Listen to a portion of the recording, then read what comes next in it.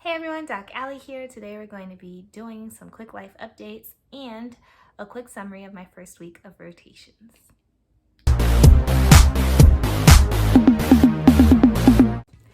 So what happened last week or the week before last was I actually packed up as much of my closet that could fit into a few bags, threw in clothes from there from summertime to wintertime clothing, a few things to help personalize whichever room I would be staying in, and as you can see, my baby, among other things to help make this place like home.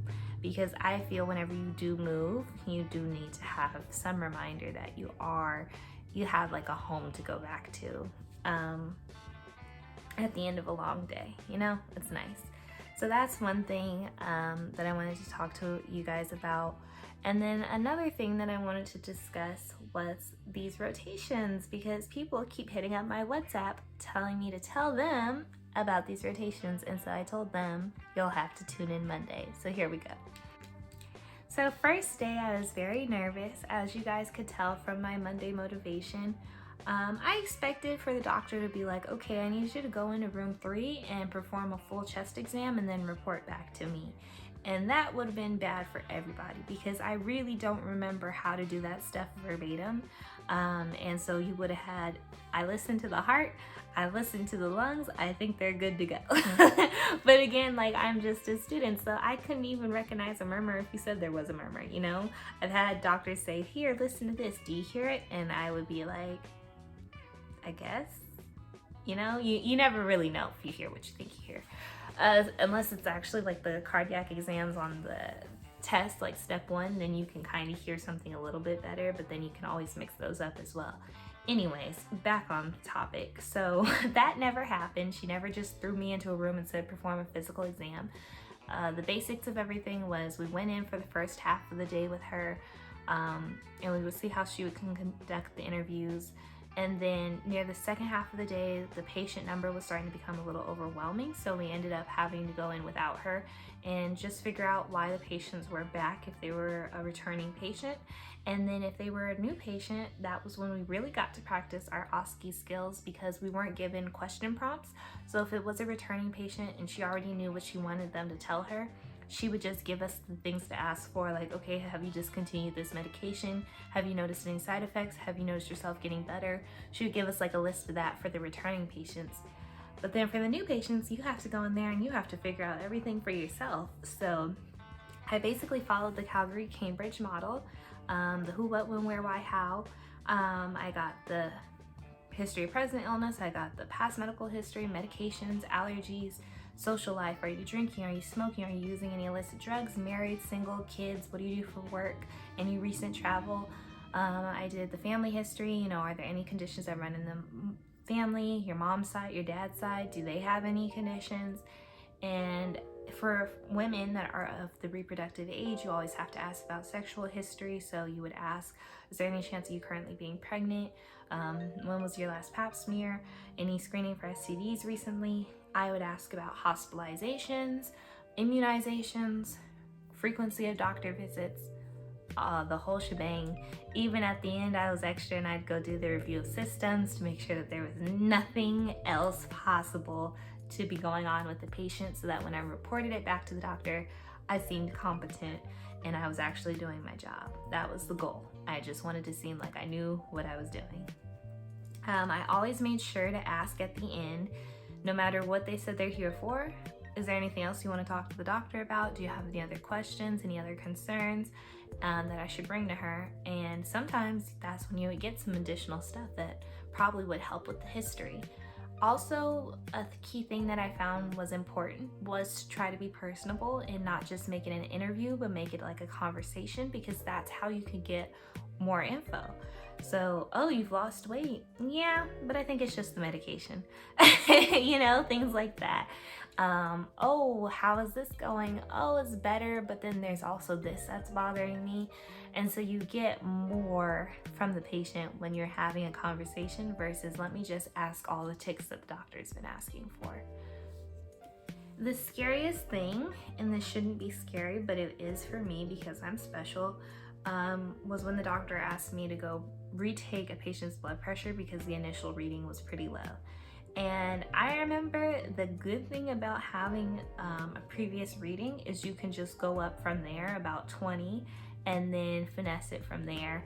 The issue with me, and this is why I'm not so secure with blood pressure readings, is that I always seem to get the blood pressure cuffs that the dial always gets stuck. And so after I get it past the point of being stuck, it's like I let out too much air and then I have to try to run it back up so that I can slowly let out the air. But you know, that's just something you have to live with because I'm pretty sure a lot of blood pressure cuff dials are like that. It's just what it is. Another neat thing that the doctor has us do now is that she wants us to do weekly presentations. So she'll give us a topic of her choice and then we'll just go in and we'll present it. My first topic or presentation with her was insomnia. And it was nice because, you know, I had like a day to figure all this information out. But in the process, I'm actually learning a lot as well because I don't know if you guys know this, but a lot of people actually will have some symptoms of insomnia during their life. But it doesn't mean that you suffer from insomnia. It's based off the frequency and the implications that it has on your life and everything else. But yeah, that was a cool thing I learned. At the rotations, we're also doing differential diagnoses. So let's say we have a patient and she's complaining of a continuous cough. She's done everything, she can't get rid of it. The doctor asked me, okay, what do you think might be causing this? And then you have things like, well, you could say asthma, but based off of the age, I wouldn't say that. You could think that she's smoking, but she doesn't have a history of smoking.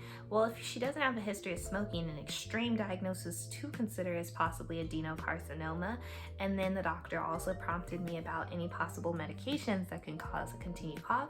And I was like, oh yes, ACE inhibitors.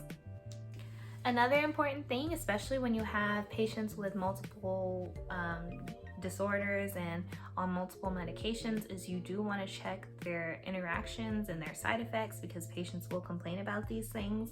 And so I had to download an app on my phone known as Hippocrates. And so usually she'll just be like, can you check and see if maybe one of these new medications is interacting with an old one and causing these issues? And that was something I'd have to do. The school also requires that we do 2 case studies a week, and then after we complete these case studies, it's like you go through multiple panels, you learn about the patient presentation, the history, how to hold a conversation with the patient, looking over labs, looking over differential diagnoses, coming to a conclusive diagnosis, and then you have to write a reflection about these things. And then outside of that, we have patient logs where we just do a quick summary of all the patients we've seen throughout the week, how we've seen them. Was it a physical exam or just an interview? Were they in the clinic or over the phone? And we don't have to complete patient notes, thank God, because I have enough on my plate. But that's only because it's an elective. But once I get to the cores, I will be owing them some patient notes. As far as dress code, the clinic is very relaxed. We're allowed to wear scrubs and a white coat and some sneakers. And of course, you're gonna choose that over trying to figure out a fancy little outfit to put together that's dressy and professional.